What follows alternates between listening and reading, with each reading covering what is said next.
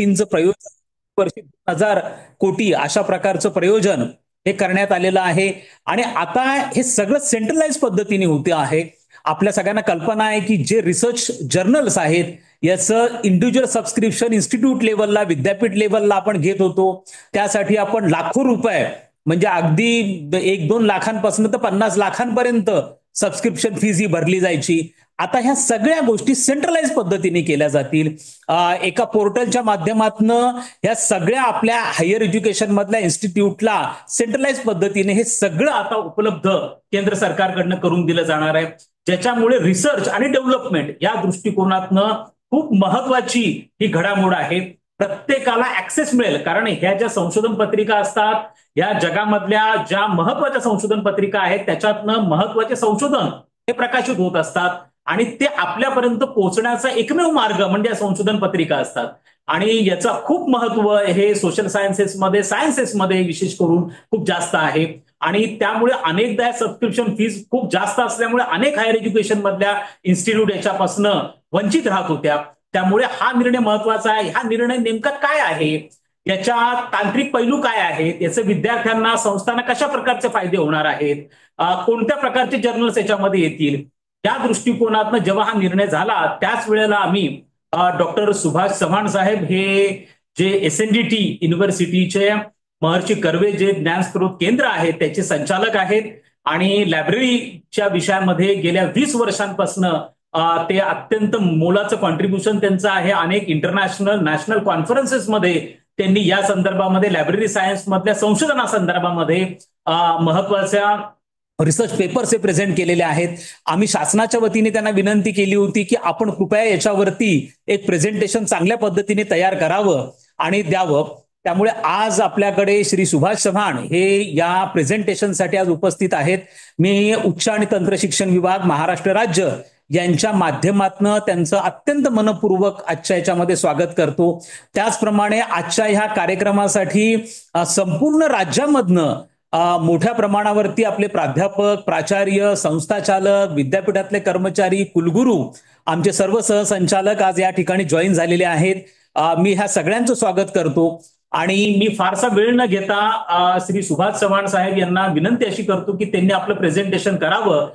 याची संपूर्ण factual details, याचे परिणाम कशा पद्धतीने होतील याची माहिती ही सगळ्या आपल्या जे उपस्थित आहेत त्यांना द्यावी. मी आवर्जून ही गोष्ट सांगतो की आजचं हे जे प्रेझेंटेशन आहे हे रेकॉर्ड केलं जाणार आहे आणि हे आपल्या वेबसाईटच्या माध्यमातून, DHEच्या वेबसाईटच्या माध्यमातून, आपल्या ट्विटर हँडल, ऑफिशियल ट्विटर हँडलच्या माध्यमातून हे सगळीकडे प्रत्येक प्राध्यापकांपर्यंत पोहोचेल अशा दृष्टिकोनातनं प्रयत्न हा आमचा होणार आहे. त्यामुळे मी आता सुभाष चव्हाण यांना विनंती करतो की त्यांनी आपल्या प्रेझेंटेशनला सुरुवात करावी. साधारणतः 30 ते 35 मिनिटं सर आपण घ्यावेत या संपूर्ण प्रेझेंटेशनच्या संदर्भामध्ये आणि मग त्यामध्ये काही आवश्यक प्रश्न असतील तर आपण 1-2 प्रश्न प्रातिनिधिक स्वरूपामध्ये त्याचा विचार करूया. Subhash Chavan ji. Thank you sir, thank you so much.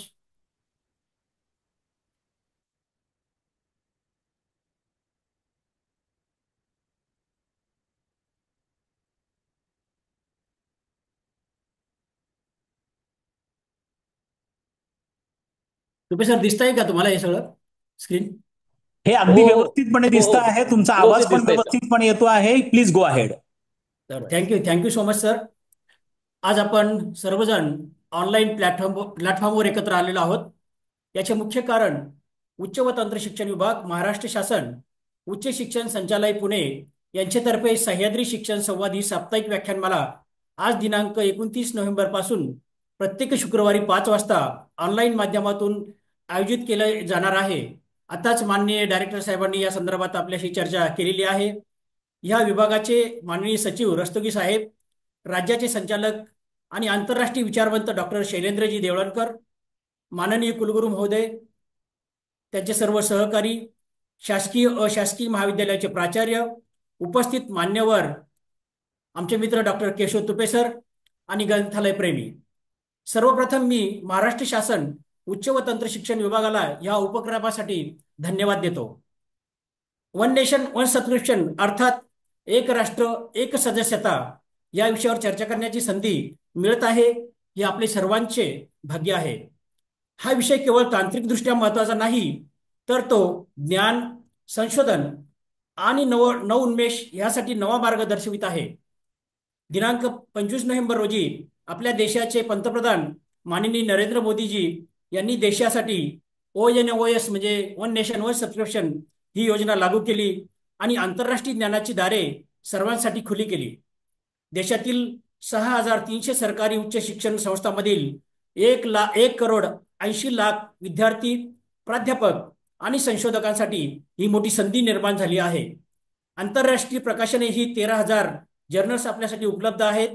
त्यासाठी जी निवडक 30 पब्लिशर्स आहे ते या माध्यमातून 13,000 जर्नल्स आपल्याला देणार आहेत. यामध्ये कुठल्याही प्रकारचा भेदभाव केला जाणार नाहीये. शहरी ग्रामीण असा भेद होणार नाहीये. आम्ही पण या संदर्भामध्ये अनेक मिटिंगा केलेल्या आहेत. इन्फ्लिमनेटने पण त्या संदर्भामध्ये आमच्याशी डिस्कस केलं होतं की कारण ही चर्चा जी आहे तर मागील 2 ते 3 वर्षापासून सुरू आहे. एक वेळ तर अशी आली होती की सर तुम्ही आता पैसे भरू नका असं पण त्यांनी सांगितलं होतं. परंतु काही कारणास्तव ही योजना लांबत गेली आणि आज ही योजना जी आहे तर तुमच्या आमच्यासाठी आणि सर्व जे रिसर्चर आहे, प्राध्यापक आहे तर यासाठी खुली झालेली आहे. ही आपल्यासाठी सर्वांसाठी आनंदाची बाब आहे. जर आपण ग्रंथालयांचा जर विचार केला तर ग्रंथालयामध्ये अनेक प्रकारचं वाचन साहित्य असतं. त्यामध्ये प्रिंट आणि ई रिसोर्सेस या दोन गोष्टी समाविष्ट असतात. मुख्य इकडे जर करून राहिला असता म्हणला तर अशाच प्रिंटमध्ये बुक, गोष्टींमध्ये त्याचा वेळ गेला जर्नल असता. हे असतात आणि ऑनलाईन मध्ये सुद्धा ई बुक्स, ई जर्नल्स ते असतात. काहीच प्रकार तर करत ही नाही. योजना जी आहे तर मुख्य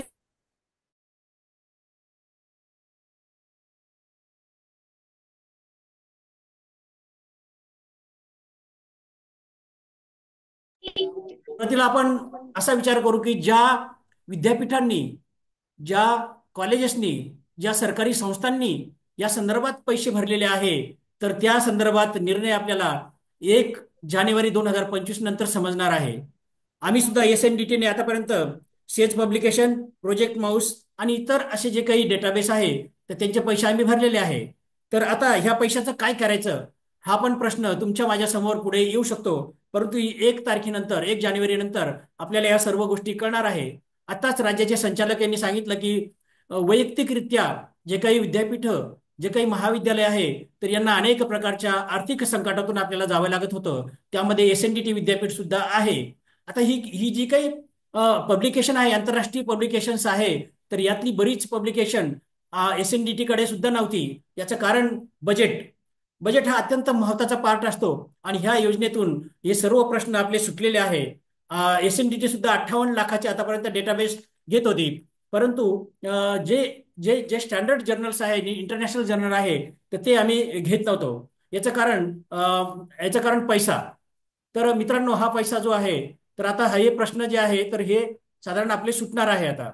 तर आपण थोडीशी पार्श्वभूमी जर बघितली तर तर आपण ह्यापूर्वीही सुद्धा अनेक ज्या काही संस्था आहे तर ह्या गव्हर्नमेंट ज्या फंडेड लायब्ररी आहे तर त्यांनी तो कन्सोर्शिया तयार केला होता.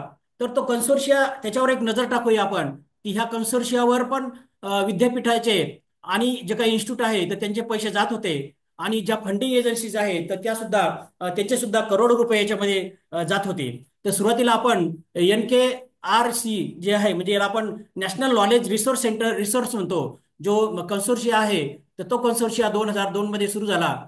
त्यामध्ये निस्केअर जी संस्था आहे तर ती त्याची लिडिंग करत होती आणि CSIR म्हणजे council of scientific and industrial research ही जी संस्था आहे तर ही सायन्स अँड टेक्नॉलॉजीसाठी हा कन्सोर्शिया देत होती. या संस्थेचं बजेट जर आपण पाहिलं तर 7,144 कोटी रुपयांचं बजेट होतं. त्यानंतर UGC इन्फोनेट जो आहे तर याच्यामध्ये जसं आपण आज 30 पब्लिशर म्हणतो तर त्याच्यामध्ये 23 पब्लिशर हे ऑलरेडी आहेत. त्यामध्ये जेस्टोर आहे, प्रोजेक्ट म्यूज आहे, ऑक्सफर्ड आहे, स्प्रिंगर आहे, सेल प्रोसेस आहे. तर ह्या महत्वाच्या जे काही पब्लिशर आहे त्यामध्ये आहेत. त्यानंतर ह्यासाठी UGC इन्फोनेटला UGC ही फंडिंग एजन्सी होती, ते पैसा पुरवत होते. त्यानंतर इंडेस्ट ICT जो आहे तर Indian national digital library for engineering and science and technology तर हा जो कन्सोर्शिया आहे टेक्निकल एज्युकेशनसाठी जास्तीत जास्त वापरला जात होता. त्यानंतर UGC DAE consortium for scientific research, त्याला MHRD सपोर्ट करत होती. आणि AICTE सुद्धा त्याला सपोर्ट करत होती. नंतर DAE म्हणजे कन्सोर्शिया फॉर सायंटिफिक रिसर्च. त्यानंतर MSIT, ministry of communication and technology. तर ही सुद्धा एक कन्सोर्शिया होता, त्याला DEAE हे सपोर्ट करायची. त्यानंतर MCIT, MCITला पण सपोर्ट जो आहे तो मिनिस्ट्री ऑफ कम्युनिकेशन अँड टेक्नॉलॉजीचा होता. त्यानंतर सेरा जो कन्सोर्शिया आहे, तर हा सेरा जो आहे तो विशेष करून ICAR ही फंडिंग एजन्सी त्यासाठी पैसे द्यायची. आणि तो कन्सोर्शिया ॲग्रिकल्चरसाठी महत्त्वाचा मानला जात होता. त्यानंतर ERMED म्हणजे national medical laboratories resource in medicine, तर हा मेडिसिनसाठीचा मोठा एक डेटाबेस होता. त्यानंतर डिक्लॉन बायोटेक्नॉलॉजीसाठी हा डेटाबेस महत्त्वाचा होता. त्यामध्ये ministry of health and family welfare ही फंडिंग एजन्सी होती. त्यानंतर DRDO, defence research and development of organisation, म्हणजे डिफेन्ससाठी हा डेटाबेस अत्यंत महत्त्वाचा होता. त्यानंतर एनलिस्ट आपल्या सर्वांना माहिती आहे की जे अफिलिएटेड कॉलेजेस आहे, तर त्यासाठी हा डेटाबेस बनवलेला आहे. आणि इन्फ्लिमेट हीच संस्था त्याला सपोर्ट करते आहे. आणि MHRD फायनान्शियल सपोर्ट त्याला करत होती. तर जे काही छोटे कॉलेजेस आहे, तर त्यासाठी त्यांनी छोटेसा जो डेटाबेस आहे एनलिस्ट नावाचा, तो त्यांनी बनवला होता. त्यानंतर शोध सिंधू हा 2015 मध्ये हा डेटाबेस तयार झाला होता. आणि इन्फ्लिमेट हीच संस्था ही चालवत होती, त्यासाठी MHRD त्याला पैसा पुरवत होती. त्यानंतर ड्रिकॉन ही is a program of the ministry of earth science. तर अर्थ सायन्सचे जे काही सायंटिस्ट आहे, तर ह्यासाठी हा डेटा महत्वाचा होता. तर त्या अनुषंगाने हे जे डेटाबेस आपण बघितले, तर यामध्ये करोडो रुपये हे गव्हर्नमेंटचे खर्च होत असे. आज आपण याच्या व्यतिरिक्त जर आपण बघितलं, जर आपला सिनेरिओ आपण जर बघितला, तर आपल्याकडे भारतामध्ये 1317 युनिव्हर्सिटीज आहे. त्यामध्ये central university, institute of national, त्यानंतर state public university, state private university, state open university, deemed university, त्यानंतर deemed university private, central open university, state private open university, institute under the state legislative act, नंतर deemed university government aided. तर ह्या ज्या संस्था आहेत, तर ह्या 1317 हे कॉलेजेस युनिव्हर्सिटी होती. त्यानंतर कॉलेजची संख्या जर बघितली आपण, तर याच्यामध्ये 52,053 एवढी कॉलेजेस आज आपल्याकडे आहे. तर ही कॉलेजेस सुद्धा आपल्या जो काही कोर्स आहे, तर त्या कोर्सला धरून ते आपलं डेटाबेस विकत घेत असे. तर त्या अनुषंगाने ही संख्या अत्यंत मोठी आहे. तर जो काही NOAS जे आहे, तर त्या अनुषंगाने आपल्याला याचा फायदा होणार आहे. त्यानंतर ज्या काही स्वतंत्र अशा जे काही कॉलेजेस आहे, तर त्यामध्ये हॉटेल मॅनेजमेंट आहे. त्यानंतर इन्स्टिट्यूट ऑफ अंडर मिनिस्ट्री ही एक संस्था आहे. त्यानंतर नर्सिंगचे जे काही कॉलेजेस आहे, 4,423 कॉलेजेस आहे. पॅरामेडिकल 1,318 आहे. PGDM इन्स्टिट्यूट आहे 3,075. टीचिंग ट्रेनिंग 4,44 पॉलिटेक्निक 5,185 ही संख्या आहे. त्यानंतर ज्याला आपण जे लिडिंग इन्स्टिट्यूट आहे, ज्याला आपण नॅशनल इम्पॉर्टन्स अशा इन्स्टिट्यूट जे आहे, तर त्या इन्स्टिट्यूटची संख्या सुद्धा 158 अशी संख्या आहे. आणि खरं बजेट जे आहे, तर ह्या संस्थेलाच लागतं आहे. कारण या रँकिंगमध्ये आणि इतर ठिकाणी ह्या संस्था नेहमी अग्रगण्य राहिलेल्या आहे. त्यामध्ये AIIMS 20 आहे. त्यानंतर IIT 25 आहे. IIM 21 आहे. IISER 7 आहे. IIT 23 आहे. ISI 1 आहे. NIT 5 आहे. NIFT 1 आहे. SPA 3, NIPR 4 आणि अदर ज्या काही आहे, तर ह्या 16 संस्था आहे. तर ह्या सर्व संस्था अत्यंत महत्त्वपूर्ण असे काम त्या करतात. आणि त्यांचं बजेटही तेवढंच महत्त्वाचं आहे. तर एकूण आपण असा जर विचार केला, तर याच्यामध्ये एकूण जे आहे, तर एकूण 70,093 जी काही कॉलेजेस आणि विद्यापीठं हे मिळून हे बजेट जे आपण आज 6,000 कोटीची गोष्ट करतो, तर हे कित्येक पटीने जास्त होतं हे बजेट. म्हणून वन नेशन वन सबस्क्रिप्शन मध्ये सर्वांनाच याचा फायदा होणार आहे. जेव्हा चर्चा चालली होती की वन नेशन लागू करावं की नाही, तर ही चर्चा साधारण 2 ते 3 वर्षापासून चालू होती. मग हा प्रोजेक्ट सक्सेस होईल की नाही, तर तर त्या अनुषंगाने पण बऱ्याच गोष्टी चर्चा झाल्या आणि ONS प्रोजेक्ट सुरू करण्यासंदर्भात अनेक प्रश्न उपस्थित केले होते.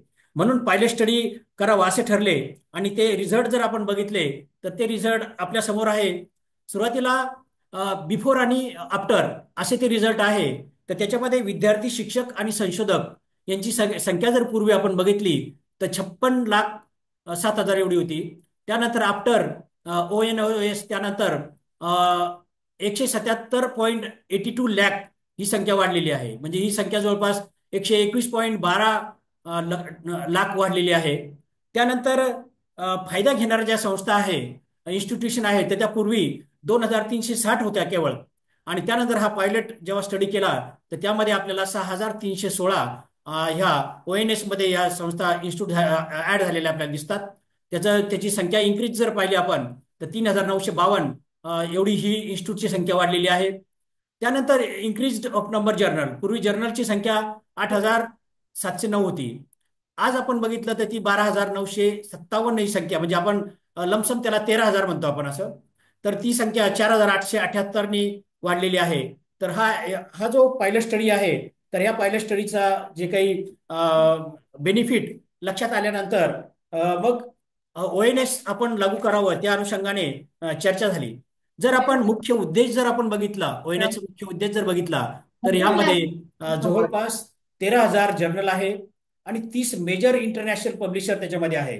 वायली आपलं स्प्रिंगर नेचर सारखे, ऑक्सफोर्ड सारखे जे काही नामांकित पब्लिशर त्याच्यामध्ये आहे. तर ही आपल्या सर्वांसाठी एक जमेची बाजू आहे याच्यामध्ये. त्यानंतर याच्यामध्ये टार्गेट ज्या काही संस्था ठेवलेल्या आहेत, तर सुरुवातीला 6,300 हायर एज्युकेशन संस्था त्याच्यामध्ये आहे. त्यामध्ये सेंट्रल गव्हर्नमेंटच्या असतील.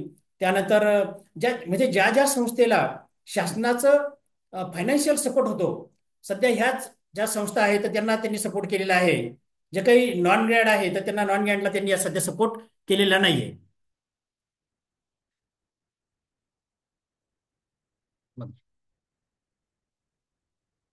तर याचं एक महत्वाचं फीचर याच्यामध्ये असं आहे की हा जो प्लॅटफॉर्म आहे तर डिजिटल प्लॅटफॉर्म आहे. द याच्यामध्ये जो आहे तर तुम्हाला कॉपीज मिळणार आहे सगळ्या वेबसाईटला. तर आता याच्यामध्ये अनेक महाविद्यालये आणि विद्यापीठ यांची जबाबदारी याच्यामध्ये वाढलेली आहे. जरी तुम्हाला हे सर्व रिसोर्सेस फ्रीमध्ये मिळत असतील, कुठलाही पैसा तुम्हाला द्यायचा नसेल, तरी त्याच्यामध्ये काही धोके याच्यामध्ये आपल्याला जाणवतात. कारण डिजिटल फॉर्ममध्ये असल्यामुळे अत्यंत त्याची काळजी आपल्याला घ्यावी लागते. कारण डिजिटल फॉर्ममध्ये जरी असेल तर आपण विद्यार्थ्यांसाठी आपलं इन्फ्रास्ट्रक्चर आपल्याला देणं गरजेचं आहे. त्याच्यामध्ये उदाहरणार्थ जो काही रिसोर्सेस आपल्याला वापरायचे आहे तर त्यासाठी इंटरनेट लॅब आपली असली पाहिजे, वेगवेगळे PC असले पाहिजे. हे सर्व तुमच्याकडे नसेल तर मग तुम्हाला जे काही मार्केटमध्ये उपलब्ध असलेले जे काही ॲप आहे, मोबाईल ॲप आहे किंवा अन्य जे काही प्लॅटफॉर्म आहे, तर त्याचा वापर तुम्हाला मात्र इथे करणं गरजेचं आहे. त्याशिवाय याचा वापर चांगल्या प्रभावीपणे होऊ शकणार नाही. उदाहरणार्थ SNDT मध्ये आम्ही मायलॉफ्ट हे नावाचं ॲप वापरतो आणि मायलॉफ्टच्या माध्यमातून 24/7 सर्व्हिस आम्ही देतो. जे काही आमच्याकडे 20 लाख ग्रंथ आहेत, त्यानंतर 58 डेटाबेसेस आहे. तर हे सर्व रिसोर्सेस आम्ही मायलॉफ्टच्या माध्यमातून 24/7 हे स्टुडंटला देत असतो. म्हणून जरी आपण असं म्हणलो की ग्रामीण भागातील जे काही महाविद्यालय आहे त्यांना सुद्धा हा ऍक्सेस मिळणार आहे, परंतु ग्रामीण भागातल्या महाविद्यालयाची ही जबाबदारी आहे की विद्यार्थ्यासाठी जे काही वापर त्यांना करायचा आहे तर त्या सुविधा त्यांना उपलब्ध करून देणं अत्यंत गरजेचं आहे. त्यानंतर याच्यामध्ये जे काही सेंट्रल कोऑर्डिनेटर जे करणार आहे तर हे अत्यंत नामांकित संस्था इम्प्लिमेंट जी आहे, तर ही संस्था त्यासाठी पुढाकार घेणार आहे. आणि इम्प्लिमेंटचं काम जे आहे तर अत्यंत महत्वाचं काम आहे. म्हणजे देशामध्ये जे काही 7 सेंटर आहे तर त्यापैकी इम्प्लिमेंट जे काही 7 सेंटर्स आहे त्यापैकी इम्प्लिमेंट हे एक अत्यंत महत्वाचं सेंटर आहे, जे की हे नेटवर्किंगला सपोर्ट करतायत. तर म्हणून इम्प्लिमेंटला आतापर्यंत त्यांनी बरेच प्लॅटफॉर्म आपल्याला उपलब्ध करून दिलेले आहे. नेटवर्किंगचं काम ते करतात. त्यानंतर IRNS जे आहे, रँकिंग जे आहे आपल्याला, तर ते डेव्हलप करण्याचं काम ते करतात. विद्वान डेटाबेस आहे, सोल सॉफ्टवेअर्स आहे, मूक कोर्सेस आहे. म्हणजे इम्प्लिमेंटचं काम हे अत्यंत महत्वाचं काम ते करतायत. एक एक त्यानंतर नॅकला सुद्धा ते जोडलेले आहे. नॅक सुद्धा इम्प्लिमेंटच्या डेटावरच विश्वास ठेवत आहे. बाकी तुम्ही कुठला डेटा दिला तर ते लक्ष देत नाही, परंतु इम्प्लिमेंट करून गेलेला डेटा तो ऑथेंटिक मानतात. म्हणून ही संस्था अत्यंत महत्वाची आहे. आणि ही संस्था हे ONSचं काम चालवणार आहे. म्हणून यामध्ये आपल्याला काळजी करण्याचं काहीच कारण नाही आहे की अत्यंत चांगल्या पद्धतीने हे काम होणार आहे. आणि यासाठी जे काही बजेट आहे, तर बजेट आपण सगळ्यांनी वाचलेलं आहे की 6,000 कोटी हे बजेट यासाठी शासनाने मंजूर केलेलं आहे. आणि हे 6,000 कोटी आपल्याला 2025, 26, 27 3 वर्षामध्ये आपल्याला ते खर्च करायचे आहे. म्हणजे दरवर्षी आपल्याला 2,000 कोटी रुपये त्यासाठी खर्च करायचा आहे. म्हणजे पैशाची कुठे कमी नाही आहे. 3 वर्ष तरी ONS जे आहे ते अत्यंत चांगल्या पद्धतीने चालणार आहे. त्यात कुठलीही शंका घेण्याचं कारण नाहीये. त्यानंतर अवेअरनेस जो आहे, तर जेव्हा आपण अशा प्रकारचे जे काही ONSच्या माध्यमातून जे काही आपल्याला आंतरराष्ट्रीय दर्जाचे जे काही जर्नल्स मिळणार आहे, तर त्याचा अवेअरनेस प्रोग्राम हा सर्वांनी घेणं गरजेचं आहे. जर अवेअरनेस घेतला नाही, विद्यार्थ्यांना जर त्याबद्दल माहीत नाही, संशोधकांना त्याबद्दल माहीत नाही, तर मग याच्यावर प्रश्न निर्माण होऊ शकतात. म्हणून जे काही महाविद्यालय आहे, जे विद्यापीठ आहे, जे काही केंद्रीय विद्यापीठ आहे, या सर्वांनी अत्यंत चांगल्या पद्धतीने हे जनजागृतीचं काम केलं पाहिजे. त्यामध्ये विद्यार्थी असतील, शिक्षक असतील, संशोधक असतील, तर याबद्दल सर्वांना त्याच्यासाठी अवेअरनेस प्रोग्राम त्यांनी घेणं गरजेचं आहे. किंवा जो काही आपला टार्गेट ग्रुप आहे, आपल्या संस्थेचा जो काही टार्गेट ग्रुप असतो, तर त्या टार्गेट ग्रुपला ह्या संदर्भात जे काही अवेअरनेस आहे, तर ह्या संदर्भातली माहिती देणं अत्यंत गरजेचं आहे. ह्यामध्ये जे काय आहे युनिफाईड ऍक्सेस मॉडेल जे आहे, तर ते वायरलेस पद्धतीने असणार ऍक्सेस आहे, है ना. म्हणजे या सर्वांसाठी सारखं असणार आहे. मी आता सांगितलं की यासाठी आपल्या स्वतःचा प्लॅटफॉर्म उपलब्ध करून देणं अत्यंत गरजेचं आहे. पूर्वी हा ऍक्सेस वेगवेगळ्या पद्धतीने होत होता, परंतु आता सर्वांना समान पद्धतीने हा ऍक्सेस मिळणार आहे. याच्यामध्ये कुठल्याही प्रकारचं चॉईस ऑप्शन आपल्याकडे नाहीये. म्हणून आपल्याला अत्यंत चांगल्या पद्धतीने हे काम आपल्याला करणं गरजेचं आहे. तरच ही योजना जी आहे तर सक्सेस होऊ शकते. म्हणजे सक्सेस काय आहे, तर ही कॉलेज परत्वे, विद्यापीठ परत्वे सक्सेस आपल्याला मानता येईल. जे जे कोर्सेस ज्यांना ज्यांना बेनिफिशियल आहे, तर ते कोर्स ते वापरू शकतात. प्लॅटफॉर्म जर चांगला अवेलेबल करून दिला, तर याचा निश्चितपणे चांगल्या पद्धतीने वापर होऊ शकतो. त्यानंतर आता सगळ्यात महत्वाची गोष्ट आहे की आपण भारत सरकारने त्या संदर्भात घोषणा केली आहे. त्यानंतर UGC चेअरमनने सुद्धा या अनुषंगाने आपले विचार मांडलेले आहे. आणि ही योजना आता लागू होणार आहे असं सगळ्यांनी ठरलं. आणि मग त्यासाठी जी तारीख आहे, तर 1 जानेवारी 2025 ही तारीख आपल्यासाठी अत्यंत महत्वाची आहे. आणि ह्या तारखेला जेव्हा ऍक्सेस आपल्याला चालू होईल, मग त्यावेळेच्या टर्म अँड कंडिशन काय असतील हे आपल्याला इम्प्लिमेंट करून कळेल. कारण मी काल काल परवाच इम्प्लिमेंटला फोन केला होता की सर वो वन नेशन के बारे में कुछ इन्फॉर्मेशन है क्या आपके पास. तो म्हणला चव्हाण सर अभी तो काम चल रहा है हमारा, तो 1 जानेवारी के बाद सब कुछ आपको मिलेगा. तर मग त्यानंतर जे काही गाईडलाईन्स असतील किंवा जे काही टर्म कंडिशन असतील, तर ते आपल्याला 1 जानेवारी 2025 नंतरच आपल्याला त्या लक्षात येणार आहे. तर त्यामुळे आपल्याला थोडेसे दिवस, 8 दिवस थांबायचं, फक्त 8 पण नाही, आज आज 29 आहे, म्हणजे 2च दिवस थांबायचं आहे. आणि त्यानंतर जे काही रिझल्ट आहे, तर ते आपल्यासमोर येतील. साधारण आता हे जे काम आहे, तर हे एकाच वेळेस होणारं काम नाहीये. कारण करोडो रुपये याच्यामध्ये खर्च होत आहे. तर त्यामुळे सुरुवातीला जे काही 3 फेजमध्ये हे काम होणार आहे ONSचं. तर पहिल्या फेजमध्ये सर्व हायर एज्युकेशन जे इन्स्टिट्यूट, त्यानंतर जे काही फंडिंग ज्यांना युनिव्हर्सिटी किंवा स्टेट गव्हर्नमेंट फंडिंग करताय, असेच इन्स्टिट्यूट याच्यामध्ये येणार आहे. म्हणजे जे काही state government, state state funding ज्या एजन्सीज आहे, त्या असतील त्याच्यामध्ये. विद्यापीठ असतील, शासनाचे जे काही इन्स्टिट्यूट असतील, तर ह्या पहिल्या फेजमध्ये येणार आहे. दुसऱ्या फेजमध्ये रिमेनिंग हायर एज्युकेशनच्या इन्स्टिट्यूट याच्यामध्ये येणार आहे. आणि थर्ड फेजमध्ये मात्र संपूर्ण देशासाठी हा प्रोजेक्ट लागू होणार आहे. मग त्यामध्ये साधारण देशातील सर्व महाविद्यालय असतील, कदाचित पब्लिक लायब्ररीज सुद्धा याच्यामध्ये असू शकतात. कारण संपूर्ण देशाला ऍक्सेस द्यायचा म्हटल्यानंतर पब्लिक लायब्ररीला सुद्धा तुम्हाला टाळून चालता येणार नाही. तर ह्या थर्ड फेजमध्ये कदाचित पब्लिक लायब्ररीचा पण वापर याच्यामध्ये होऊ शकतो. तर मित्रांनो, आता आपण जे काही 30 जे काही पब्लिशर्स आहे, तर ह्या 30 पब्लिशर्सचे नाव हे आपल्या समोर आहे.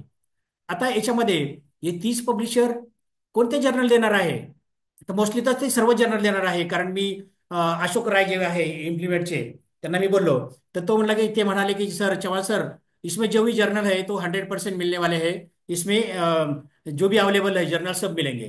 तर त्या अनुषंगाने आता ती लिस्ट जी आहे तर ती आपल्याला 1-2 दिवसात पब्लिश होणारच आहे.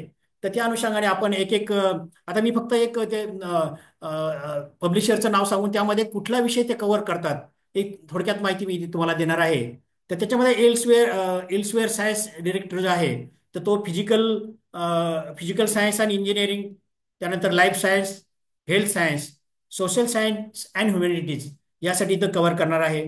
त्यानंतर स्प्रिंगर नेचर आहे, त्याच्यामध्ये बायोलॉजिकल सायन्स, केमिस्ट्री, अर्थ and environmental science, humanities and social science, mathematics, statistics, business management, computer science, असे भरपूर आहे. याच्यामध्ये मी फक्त शॉर्टमध्ये तुम्हाला सांगतोय फक्त.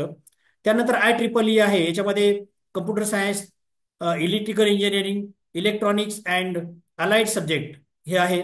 त्यानंतर वायली ब्लॅकवेल पब्लिकेशन आहे, तर त्याच्यामध्ये biology, medicine, physical science, technology, social science, humanities ह्या विषयाचा अंतर्भाव याच्यामध्ये होणार आहे. त्यानंतर टेलर अँड फ्रान्सिसमध्ये ह्युमॅनिटीजचे याच्यामध्ये जवळपास 453 टायटल्स आहे.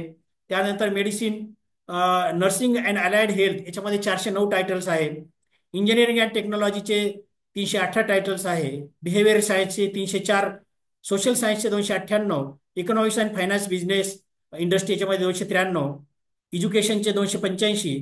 तर ह्या अनुषंगाने हा एक मोठा डेटाबेस टेलर अँड फ्रान्सिसचा आपल्याकडे मिळू शकतो.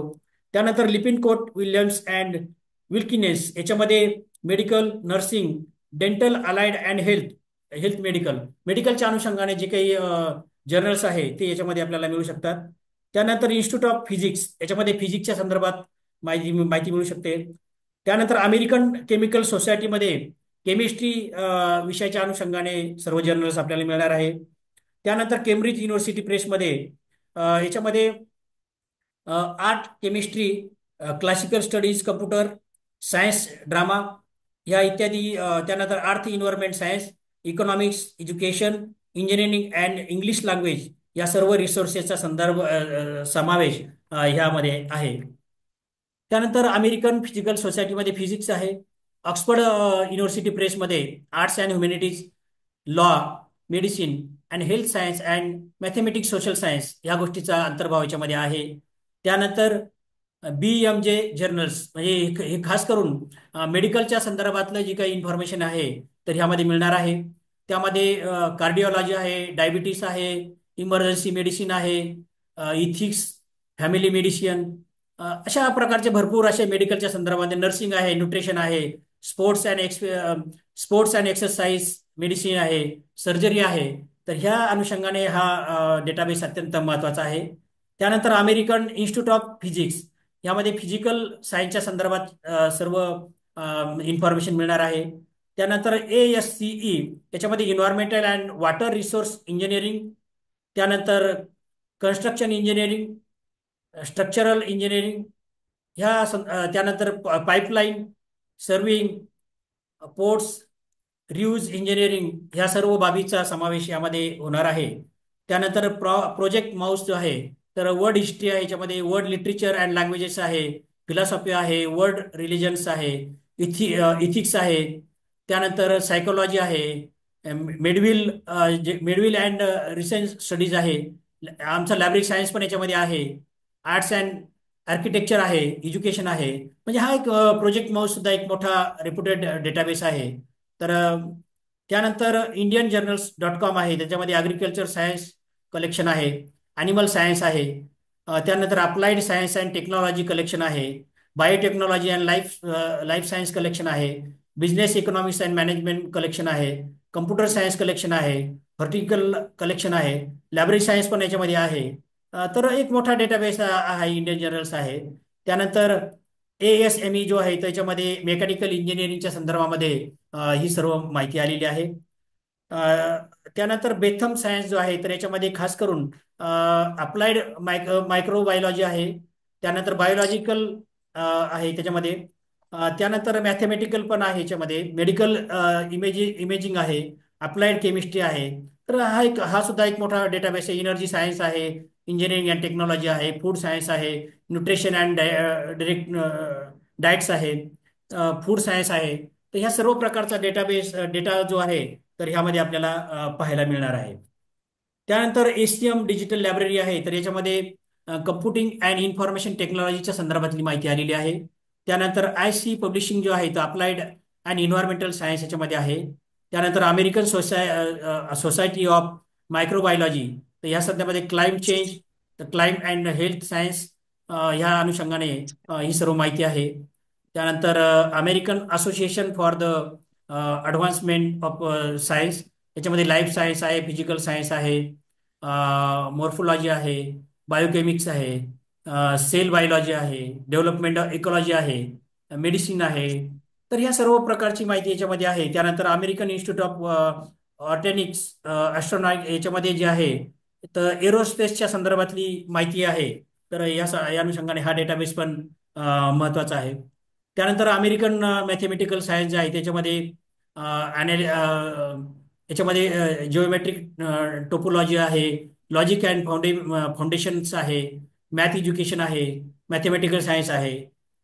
त्यानंतर इम्ब्रॉड पब्लिशिंग जो आहे त्याच्यामध्ये अकाउंटिंग आहे, फायनान्सिंग अँड इकॉनॉमिक्स आहे, business management strategy, education, engineering, त्यानंतर health and social care, HR, learning organisation studies, information knowledge management, library and information science, ह्या सर्व बाबी आहे. त्यानंतर सेज पब्लिकेशनमध्ये business management, medicine, communication, media studies, community college collection, criminology, education, ह्या सर्व बाबी यामध्ये आहे.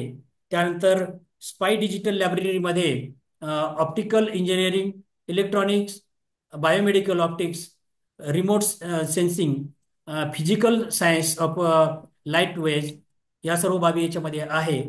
त्यानंतर थिम मेडिकल पब्लिशरमध्ये मेडिसिनच्या संदर्भामध्ये माहिती आहे सर्व. त्यामध्ये केमिस्ट्री पण आहे, लाईफ सायन्स पण आहे. तर मित्रांनो, या सर्व ज्या काही 30 पब्लिशर्स आहे, तर या 30 पब्लिशरने भरभरून जे काही त्यांचे जर्नल्स आहे तर हे आपल्यासाठी उपलब्ध करून दिलेले आहे. हे सर्व 30ही पब्लिशर जे आहे तर अत्यंत रेप्युटेड आणि जगामध्ये अत्यंत महत्त्वाचे डेटाबेस म्हणून याच्याकडे पाहिलं जातं. आणि हे सर्व डेटाबेस आपल्याला आता उपलब्ध होणार आहे.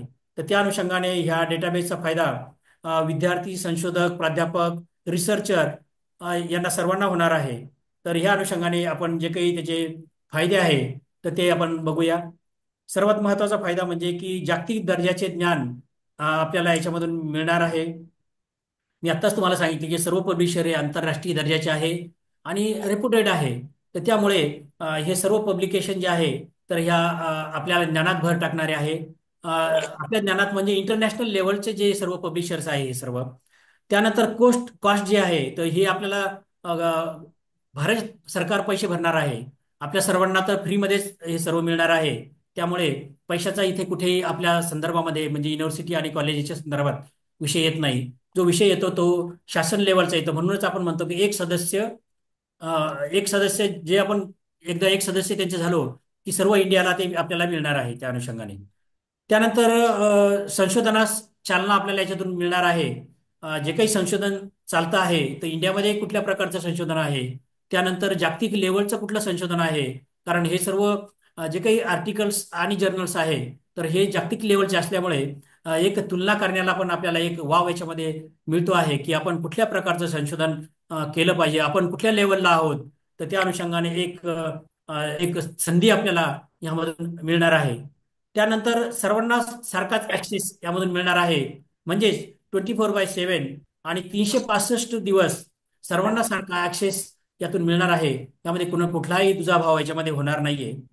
त्यानंतर सपोर्ट ऑफ NEP 2020, जे काही आपलं गोल्स आहे, देशाचं गोल्स आहे की भारतामध्ये नॅशनल एज्युकेशन पॉलिसी जी आहे 2020, तर त्या अनुषंगाने याला सपोर्ट ह्या माध्यमातून होणार आहे. कारण बऱ्याच वेळेस जेव्हा आपण विद्यापीठाची किंवा कॉलेजेसची चर्चा करतो तर पैसा नसल्यामुळे अनेक महाविद्यालय किंवा विद्यापीठं हे सर्वच जे काही नॅशनल इंटरनॅशनल लेवलचे जे काही जर्नल घेऊ शकत नाहीये. म्हणून जे काही गोल्स आहे आपले 2020चे त्याला ह्या माध्यमातून सपोर्ट मिळणार आहे. त्यानंतर इन्क्रीज ग्लोबल कॉम्पिटन्सीज, जागतिक स्पर्धा करण्यासाठी आपल्याला यातून एक चांगला वाव मिळणार आहे. कारण जगातील सर्व चांगल्या दर्जाची जे काही जर्नल्स आपल्याकडे आहे आणि त्याचा ऍक्सेस आपल्याला मिळतो आहे, तर त्या अनुषंगाने एक स्पर्धा जगामध्ये करण्यासाठी आपल्याला एक संधी मिळणार आहे या अनुषंगाने. त्यानंतर प्रमोशन ऑफ ओपन सायन्सेस, म्हणजे जे काही सर्वांना ओपन सायन्स असल्यामुळे सर्वांना ओपन सगळ्यांना त्याचा ऍक्सेस मिळणार आहे. आणि त्यामुळे प्रिंट रिसोर्सेसकडे न जाता अधिकाधिक लोकांनी ओपन सोर्सेस जे आहे, ओपन ऍक्सेस जे आहे, तर ह्याकडे जाण्याचा कल यामधून वाढणार आहे. कारण ह्यामध्ये कुठल्याही प्रकारची प्रिंट व्यवस्था नाहीये. म्हणून जे आहे ते तुम्हाला वापरणं गरजेचंच आहे. त्यानंतर सपोर्ट ऑफ रँकिंग अँड अक्रिडेशन, जेव्हा आपण अनेक जे काही महाविद्यालय असतील, विद्यापीठ असतील, तर ते आपलं रँकिंग वाढवण्याच्या दृष्टीने प्रयत्न करत असतात. मग त्यामध्ये NRIF असतील किंवा ISO असतील, नॅक असतील, AICTE असतील, तर हे सर्व जे काही ऍक्रेडिशन देणारे आहे, म्हणजे त्यांनी जर मानांकन आपल्याला दिलं, नामांकन जर दिलं, तर त्यामुळे आपलं विद्यापीठ, आपलं कॉलेज मार्केटमध्ये कुठल्या लेवलचं आहे याहून एक अंदाज आपल्याला मिळतो. म्हणून जे काही ONSO या माध्यमातून याला सर्व रँकिंग आणि अक्रेडिटेशनला एक सपोर्ट आपल्याला मिळणार आहे. तर त्या अनुषंगाने ही योजना सर्वांसाठी अत्यंत महत्वाची आहे असं आपल्याला म्हणता येईल. त्या अनुषंगाने जर आपण पाहिलं तर काही याचं लिमिटेशन सुद्धा आहे. आता लिमिटेशन काय आहे? तर लिमिटेशन म्हणजे स्कोप जो आहे तो 30 पब्लिशर्स आहे. आता जगात जर आपण बघितलं, देशात आपण जर बघितलं, ही पब्लिशरची संख्या लाखामध्ये जाईल. मग ह्यामध्ये 30च पब्लिशर आहे असं आपल्याला म्हणता येईल. उदाहरणार्थ प्रोक्वेस्ट हा पण एक मोठा डेटाबेस आहे जागतिक लेवलला, किंवा त्यासारखे अनेक जे डेटाबेस आहे, तर ते डेटाबेस ह्यामध्ये इन्क्लूड नाहीये. तर याचा एक आपण लिमिटेशन आपण म्हणू शकतो. त्यानंतर युसेज जो आहे, तर हा युसेज जो आहे तर इन्फ्रास्ट्रक्चरवर डिपेंड आहे. आता मी जसं सांगितलं की एखाद्या कॉलेजला हे सर्व 30च्या 30 पब्लिशर आणि 13,000 जर्नल हे सर्व दिलं, तरी त्या महाविद्यालयाकडे किंवा विद्यापीठाकडे जर स्वतःचं इन्फ्रास्ट्रक्चर नसेल, तर इथे आपल्याला मर्यादा येऊ शकते. कारण जे काही ई रिसोर्सेस आपल्याला वापरायचे आहे, तर इन्फ्रास्ट्रक्चर पण त्यासाठी एक महत्वाचा पार्ट आहे. तर त्या अनुषंगाने हे एक आपण इन्फ्रास्ट्रक्चर हा एक पार्ट आपण त्याचा लिमिट आहे असं म्हणू शकतो. त्यानंतर डिपेंडन्सी ऑफ पब्लिशर्स. आता आपण हे जे आहे 30 पब्लिशर आहे, तर ह्या 30 पब्लिशरवरच आपली डिपेंडन्सी आहे. ते जे आपल्याला देतील तेच आपल्याला घ्यावं लागेल. जर एखादा रिसर्चर किंवा एखादा संशोधक विद्यार्थी याला ह्या व्यतिरिक्त काही लागलं, तर तो त्याची मर्यादा येऊ शकतात. म्हणजे ही एक डिपेंडन्सी असल्यामुळे. त्यानंतर ओव्हरलुकिंग रिजनल कॉन्टॅक्ट जे आहे, तर ह्या अनुषंगाने जसं आपण NEP काय करते की NEP रिजनल लँग्वेजमध्ये द्या शिक्षण असं म्हणते, आणि आपण सर्व त्या दृष्टीने तयारी करतो आहे. आणि मग याच्याकडे जर आपण बघितलं, ह्या 30 जे पब्लिशर्स आहे, तर याच्यामध्ये रिजनल लँग्वेजचा कुठली तरतूद आता सध्या तरी आपल्याला दिसून येत नाहीये. मी तेच म्हणलं की 1 जानेवारी नंतर ते चित्र आपल्याला क्लिअर होईल. परंतु आज आपण रिजनल लँग्वेजच्या बाबतीमध्ये आज आपल्याला हे चित्र स्पष्ट दिसत नाहीये. त्यानंतर रिस्क ऑफ मोनोपलायझेशन, म्हणजे याच्यामध्ये मोनोपॉली पण होऊ शकते. जे काही 30 पब्लिशर्स आहे, तर ते त्याच्यामध्ये मोनोपॉली होऊ शकते त्यांची, की आमच्याशिवाय याचं काम होत नाहीये. त्यानंतरचा पुढचा प्रश्न असा येतो की 2027 नंतर ही योजना सुरू राहील का? मग सुरू राहील का, म्हणजे हे दोन प्रश्न याच्यामध्ये येतात. एक पहिला प्रश्न असा येतो की बजेट होईल का? आता शासनाकडे पैसा आहे, बजेट तर निश्चित होईल. हा हा प्रश्न आपण मान्य करू की आपण बजेटचा कुठला प्रश्न येणार नाहीये. पण हे जे प्रकाशक आहे, तर यांच्या किमती जर वाढल्या किंवा त्यांना ONS मध्ये नसेल राहायचं, तर मग त्या अनुषंगाने हे प्रश्न, ही रिस्क आपल्याला एखाद्या वेळेस येऊ शकते. आणि यामध्ये दुसरं असं आहे की नको असलेले जर्नल सुद्धा आपल्याला घ्यावे लागतात. म्हणजे नको असलेले म्हणजे कसं, आता सपोज माझी युनिव्हर्सिटी आहे, तर माझ्या युनिव्हर्सिटीकडे जे कोर्सेस आहे, तर तेच कोर्सेस मला महत्वाचे वाटतात. मग मला दुसरे कोर्सेस माझ्याकडे नाहीये, म्हणून मला त्याचं फारसं महत्व वाटत नाहीये. म्हणून जे जे जर्नल्स आहे, तर ते सर्वच माझ्या कामाचे आहे असं मला म्हणता येत नाही. म्हणून हे लिमिटेशन्स आपल्याकडे येऊ शकतात. तर मित्रांनो, आता मी जे कन्क्लुजनकडे जातो आहे, तर याच्यामध्ये जागतिक दर्जाचे आर्टिकल, शहरी ग्रामीण याच्यात कुठल्याही प्रकारचा भेदभाव नाहीये. तर ही गोष्ट अत्यंत महत्वाची आहे. आणि ONS हे एक राष्ट्र एक सदस्यता ही अत्यंत महत्वाची योजना भारताला ज्ञानसंपन्न राष्ट्र बनवण्याच्या दिशेने एक महत्वपूर्ण पाऊल आहे. ही योजना यशस्वी राबवली गेल्यास आपला देश संशोधन आणि शिक्षणाच्या क्षेत्रात आघाडीवर राहील, यात कुठल्याच प्रकारची शंका नाहीये. आंतरराष्ट्रीय दर्जाच्या ज्ञानस्रोतांचा वापर करून आपण भविष्यात संशोधक, शास्त्रज्ञ आणि विचारवंत घडू शकतो.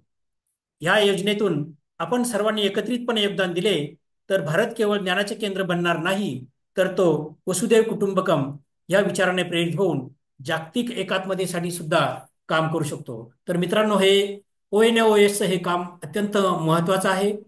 मला बोलण्याची जी काही संधी दिली, जे काही संचालक आहे राज्याचे, त्यांनी मला ही बोलण्याची संधी दिली. मी त्यांचे मनपूर्वक आभार मानतो आणि कुणाला काही प्रश्न असेल तर ते प्रश्न विचारावं अशी विनंती मी सर्वांना करतो. धन्यवाद. डॉक्टर सुभाष चव्हाण जे संचालक आहेत महर्षी कर्वे ज्ञानस्रोत केंद्र SNDT महिला विद्यापीठ मुंबई, यांना आम्ही हा विषय दिला होता कारण त्यांचं त्या विषयामधलं एक्सपर्टीज आहे, प्रावीण्य आहे. ते गेल्या 20 वर्षांपासून लायब्ररी सायन्समध्ये काम करत आहेत आणि आज हा विषय थोडासा टेक्निकल नेचरचा होता, याविषयी उत्सुकता होती. आज आपल्या ह्या कार्यक्रमामध्ये काही पत्रकारांना देखील आपण निमंत्रित केलेलं होतं. काही पत्रकारांचे आम्हालाही प्रश्न होते या संदर्भामध्ये की नेमके याचे काय ऍडव्हान्टेजेस असू शकतात, याचे डिसएडव्हान्टेजेस काय असू शकतात, हेच 30 पब्लिशर्स आपण का निवडले गेलेले आहेत, याच्यामधनं काही इन्फ्रास्ट्रक्चर फॅसिलिटी कशा पद्धतीची उपलब्ध करून देता येईल, अशा स्वरूपाच्या अनेक तांत्रिक मुद्द्यांवरती देखील त्यांचे काही प्रश्न होते. त्यांना देखील आपण आजच्या ह्या कार्यक्रमासाठी आमंत्रित केलेलं होतं. मला असं वाटतं की सुभाष चव्हाण सरांनी जी माहिती आजच्या घडीला, कारण ही नवीन स्कीम आहे आणि जसं त्यांनी सांगितलं की 1 जानेवारी 2025 पर्यंत यामध्ये बऱ्याच मोठ्या प्रमाणावरती कन्सेप्च्युअल क्लॅरिटी काय आहे ती येणार आहे. परंतु जी आता एक फॅक्च्युअल इन्फॉर्मेशन आपल्याला ज्यासाठी आवश्यक होती की नेमकी याच्यामधनं बदल कोणत्या पद्धतीने घडणार आहेत आणि आपल्याला सेंट्रलाइज पद्धतीने प्रत्येक महाविद्यालयाला, त्यांनी 52,000 महाविद्यालय, 1300 विद्यापीठ यांची संख्या आपल्याला सांगितली आणि त्या प्रत्येकाला फ्री ऑफ कॉस्ट मध्ये आपल्याला जगातल्या उत्तम संशोधनावरती जे सगळ्या संशोधन पत्रिका आहेत त्याचा ऍक्सेस जो आहे तो आपल्या विद्यार्थ्यांना या माध्यमातून मिळणार आहे. त्यामुळे त्याचा फायदा हा कशा पद्धतीने होईल, आपण कशा पद्धतीने कंपॅरिझन्स आपण उत्तम पद्धतीने करू शकतो. आणि जो मेन आपल्या हायर एज्युकेशन इन्स्टिट्यूट समोरचा प्रश्न असतो तो म्हणजे वित्तीय आर्थिक स्वरूपाचे प्रश्न असतात, कारण या संबंधामध्ये ग्रँट्स या प्रामुख्याने आपण दिल्या जात नाहीत आणि त्यामुळे मग हा सगळा खर्च कशा पद्धतीने मॅनेज करायचा. जसं खुद्द आता चव्हाण सरांनी सांगितलं की SNDT सारखं एक मोठं विद्यापीठ असूनही त्यांचा साधारणतः 50 ते 55 लाख पर्यंत हा सबस्क्रिप्शनचा खर्च होता. परंतु काही जर्नल्स असे आहेत की ज्यांचं सबस्क्रिप्शन, एका जर्नलचं सबस्क्रिप्शन 50-50 लाख रुपयांपर्यंत जातं. त्यामुळे इतके महागडे जर्नल्स आता तुम्हाला फ्री ऑफ कॉस्ट मध्ये उपलब्ध होत आहेत. त्यामुळे मला असं वाटतं की केंद्र सरकारची जी ही योजना आहे त्याचा निश्चितपणे आपल्या सगळ्यांना उपयोग होणार आहे. त्याचं स्वागत आपण केलं पाहिजे आणि मला वाटतं सुभाष चव्हाण सरांनी अत्यंत उत्तम पद्धतीने त्याचे सगळे फॅक्च्युअल डिटेल्स काय आहेत, त्याचे परिणाम कशा पद्धतीने होतील आणि सर्वात महत्त्वाचे त्याचे डिसएडव्हान्टेजेस काय आहेत. आता हे जे डिसएडव्हान्टेजेस आपल्याला दिसत आहेत कदाचित येत्या काळामध्ये त्याच्यावरती मात केली जाईल. म्हणजे सध्या 30 पब्लिशर्स यांनी केलं, पहिली फेज आहे त्यामुळे 30 पब्लिशर्सचा समावेश केला असेल. कदाचित नंतर त्यांचा जो स्कोप आहे तो वाढू शकतो, त्यामुळे तो एक महत्वाचा भाग आहे. दुसरा, प्रत्येक महाविद्यालयाला आवश्यक असणारी इन्फ्रास्ट्रक्चर फॅसिलिटी, प्रत्येक ठिकाणी इंटरनेट उपलब्ध असणं, कॉम्प्युटर्स PC उपलब्ध असणं, ते विद्यार्थ्यांना दिले जाणं, या दृष्टिकोनातनं काही मोबिलायझेशन हे येत्या काळामध्ये करावं लागणार आहे. पण मला असं वाटतं की जी सध्या या योजनेसंदर्भातली माहिती आहे त्या दृष्टिकोनातून अनेक बाबी या प्रेझेंटेशन मधनं आज चव्हाण सरांनी क्लिअर केल्या आहेत. तर मला असं वाटतं की उत्तम पद्धतीचं हे प्रेझेंटेशन झालं. मला ही सुरुवात आमची आजच्या या व्याख्यानमालेची होती. विषय अतिशय महत्वाचा होता, त्यामुळे या संदर्भामध्ये एक कन्सेप्च्युअल क्लॅरिटी येण्याच्या दृष्टिकोनातनं आजच्या प्रेझेंटेशनचं निश्चितपणे उपयोग हा सगळ्या पार्टिसिपेंट्सला होणार आहे. ऍक्च्युली झालं असं आहे की आपल्याकडे इतक्या जास्त क्युरीज आमच्याकडे आता येत आहेत. मुद्दा असा आहे की हे जे प्रेझेंटेशन आहे त्याचं रेकॉर्डिंग हे झालेलं आहे आणि आम्ही सर्व ग्रुप्सवरती, सर्व जॉईंट डायरेक्टर्स आपल्या सर्व प्रिन्सिपलच्या ग्रुपवरती हे प्रेझेंटेशन शेअर करतील. डीएचईच्या वेबसाईटवरती पुढच्या काही दिवसांमध्ये प्रेझेंटेशन अपलोड केलं जाईल. आपण त्याच्यासाठी एक स्वतंत्र सेक्शन आपल्याकडे करणार आहोत आपल्या सह्याद्री शिक्षण संवादाचा, आणि त्याच्यामध्ये सर्व प्रेझेंटेशन्स आपल्याला उपलब्ध असतील. त्यामुळे सर्वांनी याचा उपयोग हा करावा. आम्ही चॅटबॉक्समध्ये आता मेसेज दिला होता की काही जर प्रश्न असतील या संदर्भामध्ये तर त्यांनी ते उपस्थित करावेत. आपल्याकडे एक 10 मिनिटं साधारणतः आहे, तर पहिले तुम्ही कृपया, कारण आम्ही सगळ्यांना म्यूट केलेलं आहे, आपण जर काही प्रश्न असतील तर हँड रेज करावा आणि त्यानुसार आम्ही मग त्यांना अनम्यूट करून त्यांना ती प्रश्न विचारण्याची संधी देऊ. प्रश्न असतीलच असं नाहीये, कारण मला असं वाटतं की जी उपलब्ध माहिती ती अत्यंत उत्तम पद्धतीने चव्हाण सरांनी आपल्या पुढे मांडलेली आहे. त्यामुळे त्यांना नंतर सुद्धा आपण याविषयी संपर्क करू. आणि बेसिकली 1 जानेवारी 2025ला जेव्हा इन्फ्लिप नेटच्या संदर्भामध्ये त्यांनी उल्लेख केला आणि त्याच्या माध्यमातून जेव्हा ह्या सगळ्या गोष्टींचे डिटेल्स बाहेर येतील, तेव्हा आपण चव्हाण सरांना पुन्हा एकदा आपल्या व्यासपीठावरती बोलवू आणि याच्यावरती आणखी डिटेल्स आपल्याला काय घेता येईल या दृष्टिकोनातून माहिती घेऊ. मला असं वाटतंय की हे आवडल्याचे तर सगळे मेसेजेस आम्हाला येत आहेत, पण काही प्रश्न असतील, कुणाला जर हँड रेज असेल करायचा असेल तर कृपया त्यांनी करावं, म्हणजे आपण 1-2 प्रश्न प्रातिनिधिक स्वरूपामध्ये आपल्याला घेता येतील. काही आहेत का बघून घ्या एकदा. Science and university news journal should हा, एक सजेशन असं आहे की current science and university news journal should be included in this list. याच्यामध्ये करंट सायन्स आणि युनिव्हर्सिटी न्यूज जर्नल्सचे सुद्धा इन्क्लूड करावं. मला असं वाटतं की ही सुरुवातीला पायलट बेसिसवरती असावं, कारण एक फेज वाईज हिचं इम्प्लिमेंटेशन होणार आहे. तर मला असं वाटतं की ही नंतर याचा स्कोप जो आहे तो निश्चितपणे वाढवला जाईल आणि त्यातनं काही गोष्टी येतील असं मला वाटतं. बाकी बऱ्याच जणांनी आपल्या कॉमेंट्स दिल्या आहेत, त्या आवडल्या संदर्भामध्ये काही प्रश्न असतील तर कृपया जरा विचारा. आपण एक 5-1 मिनिटं आपल्याकडे आहेत.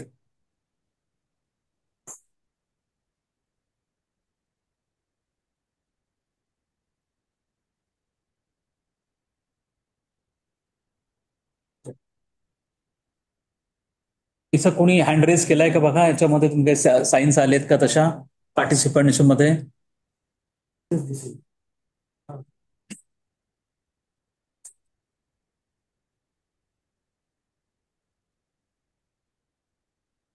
एनिवे, मला असं वाटतंय की कदाचित तुम्ही अत्यंत चांगल्या पद्धतीने या विषयावरती प्रकाश टाकल्यामुळे या संदर्भातले सगळे डाऊट्स आणि हे क्लिअर झालेले आहेत. माहिती अत्यंत उत्तम, सगळ्यांनी तुमच्या कौतुकाचेच मेसेजेस आम्हाला या ठिकाणी दिलेले आहेत.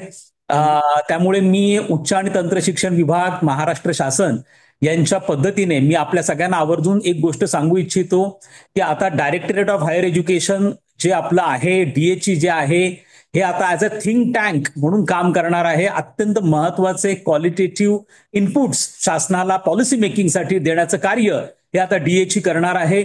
आणि एक पद्धतीचं खूप मोठा ट्रान्सफॉर्मेटिव्ह चेंज हा देखील आता डायरेक्टरेट ऑफ हायर एज्युकेशन मध्ये झालेला आहे. आणि अकॅडमिकली आम्ही सगळे अत्यंत ऍक्टिव्ह झालो आहोत आणि आमची अशी इच्छा आहे की प्रत्येक, कारण आपण ऍज अ टीम म्हणून सगळेजण महाराष्ट्रामध्ये काम करतो आहोत आणि त्यामुळे आपल्या प्रत्येक प्राध्यापकांपर्यंत, प्रत्येक प्राचार्यांपर्यंत, प्रत्येक संस्था चालकांपर्यंत आपल्याला ह्या सगळी माहिती, हा जो कम्युनिकेशन गॅप आहे, हा कम्युनिकेशन गॅप ब्रिज झाला पाहिजे, प्रत्येकापर्यंत ही माहिती गेली पाहिजे. त्यामुळे आपला हा जो सह्याद्री शिक्षण संवाद आहे हा कंटिन्युअसली चालणार आहे. आम्ही जवळपास 16 थीम्स आयडेंटिफाय केलेल्या आहेत आणि त्या संदर्भातले एक्सपर्ट दर शुक्रवारी तुम्हाला मार्गदर्शन करतील. या संदर्भामधल्या लिंक्सचे अपडेट्स आम्ही सर्व जॉईंट डायरेक्टरच्या माध्यमातून प्राचार्यांच्या सगळ्या तुमच्या ग्रुप्सवरती हे करत जाऊ. आमच्या सोशल ट्विटर हँडलवरती आम्ही याची माहिती जी आहे ती आपल्याला देत जाऊ. त्यामुळे प्रत्येक जण याला जॉईन व्हा आणि याच्या संदर्भात ज्यांनी हे मिस केलेलं असेल त्यांनी आमच्या वेबसाईटच्या माध्यमातून प्रेझेंटेशन आपण सगळेजण बघू शकता. आपण आजच्या ह्या कार्यक्रमाला सर्व पार्टिसिपंट्सनी खूप भरभरून प्रतिसाद दिला. आज सुभाष चव्हाण सरांनी अगदी शॉर्ट नोटीसनी, कारण हा विषय अत्यंत करंट विषय आहे, त्याची अत्यंत उत्तम तयारी केली, चांगलं पॉवर पॉईंट प्रेझेंटेशन तयार केलं आणि या संदर्भामध्ये माहिती दिली. मी उच्च आणि तंत्र शिक्षण विभागाच्या वतीने त्यांचं मनपूर्वक आभार मानतो. आजच्या ह्या कार्यक्रमासाठी सर्व जे प्राध्यापक, प्राचार्य, कुलगुरू, पत्रकार, विद्यार्थी, संशोधक हे आज मोठ्या संख्येने जॉईन झाले, तसेच आमचे सर्व सहसंचालक देखील जॉईन झालेले आहेत. त्या सगळ्यांचं देखील मी अत्यंत मनपूर्वक आभार मानतो. आणि पुढच्या शुक्रवारी संध्याकाळी शार्प 5 वाजता पुन्हा एक नवीन विषय घेऊन एका नवीन एक्सपर्ट बरोबर आपण सह्याद्री शिक्षण संवाद मध्ये पुन्हा एकदा आपल्या सगळ्यांना आपण भेटणार आहोत. तत्पूर्वी मी सगळ्यांचे पुन्हा एकदा आभार मानतो आणि सह्याद्री शिक्षण संवादचं जे पहिलं पुष्प आहे या ठिकाणी संपलं असं मी घोषित करतो. धन्यवाद. धन्यवाद सर, धन्यवाद.